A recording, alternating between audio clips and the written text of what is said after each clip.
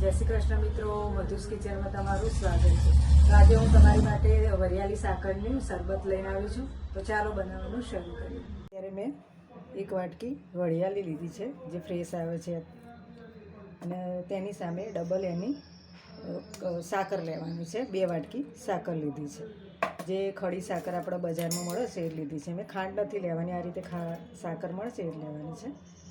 તેની સામે મેં 4-5 ઇલાયચી લીધી છે અને 5 મરિયા લીધા છે આખા। હવે આપણે એક જાર લઈશું।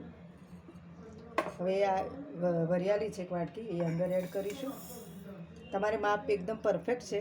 1 વાટકી વરિયાળી છે તો 2 વાટકી સાકર લેવાની છે। તો આપણે બધું જ અંદર એડ કરી દઈશું। જે આપણે મરી લીધા છે 5 થી 6 દાણા લીધા છે, વધારે નથી લીધા, એ એડ કરી દઈશું। અને આપણે ઇલાયચીને ફોલીને એડ કરીશું। ઇલાયચીને મેં ફોલી દીધી છે, એના દાણા કાઢી દીધા છે। આ રીતે 5 ઇલાયચી લીધી છે અને 5 દાણા મરીના લીધા છે। એકદમ પરફેક્ટ માપ છે। આનો રસ બહુ સરસ બનશે આનો શરબત। હવે આપણે આને મિક્સરમાં પીસી લઈશું થોડું થોડું કરીને। તમે જોઈ શકો છો કે મેં બધું ક્રશ કરી દીધું છે વરિયાળીને સાકરને। આ રીતે પાવડર ફોર્મ જ તમારે થઈ જશે। હવે આને આપણે ઉનાળામાં સ્ટોર કરવો હોય 2 મહિના માટે તો કઈ રીતે કરવાની તે હું તમને બતાવીશ। તમારે આને સ્ટોર કરવા માટે આવી રીતે કાચનું કોઈ બાઉલ હોય એમાં પણ તમે સ્ટોર કરી શકો છો 2 મહિના માટે, કે આવું કોઈ પ્લાસ્ટિકનું હોય ડબ્બો એમાં પણ તમે સ્ટોર કરી શકો, બહાર પણ રાખી શકો છો 2 મહિના, અને ફ્રીજમાં પણ રાખી શકો છો। હવે આપણે આ બાઉલમાં એડ કરી દઈશું અને સ્ટોર કરવાનું આ રીતે।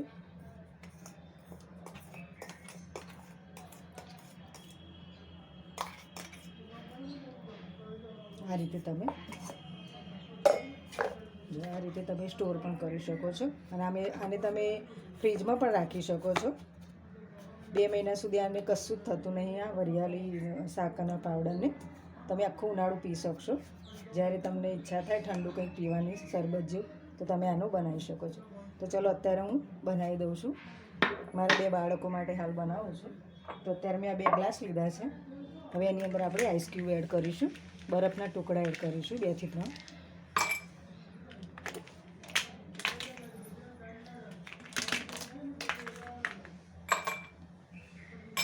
તેની અંદર આપણે બંનેમાં 1-1 ટેબલ સ્પૂન એડ કરીશું આ પાવડર જે આપણે વરિયાળીનો બનાવ્યો છે। અત્યારે હું 2 ગ્લાસ બનાવું છું।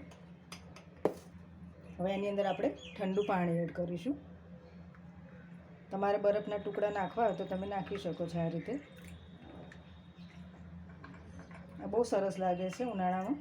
તમે ક્યાંક બહાર ગયા હોય અને ગરમીનું કંઈક ઠંડુ પીવાની ઈચ્છા થઈ જાય તો તમે આ રીતે શરબત બનાવી શકો છો। હવે આપણે આને મિક્સ કરી દઈશું।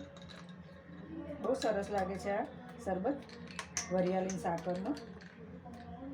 તમે આ રીતે કરશો એટલે ઓગળી જશે।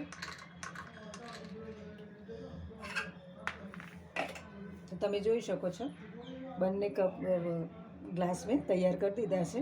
સરસ બન્યું છે આ, અને તમે આને સ્ટોર પણ કરી શકશો મેં બતાવી એ રીતે।